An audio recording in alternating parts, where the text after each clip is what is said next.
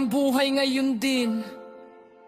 Aking desisyon ang maglinis, ginawa ko ito para sa akin. Aminin marahil ginawa ko rin ito para sa iyo.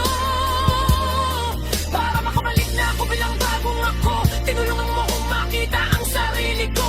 At hindi mo man lang napapansin, naniniwala ako sa iyo.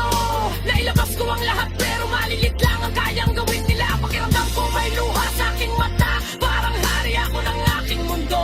Ang mga haters ay parang pupuyog na walang stinger at mamatay. Wala nang labanan, wala nang drama. Mula ngayon ipinapangako ko, magpo-focus lang sa pagiging responsableng ama. Kaya taimtim kong ipinapangako na palaging alagaan ang bubong na ito. Para sa aking mga anak, hindi mo kayang buhatin kahit isang shingle. Dahil sa nararamdaman ko, sapat na ang lakas ko para pumunta sa club o sa pub sa kanto at buhatin ng buong kantang ng alak. Dahil tinaas ko ang pamantayan, tinatarget ko ang buwan. Ngunit tabala ako sa pagtitig sa mga bituin. Namamangha ako, hindi ako natata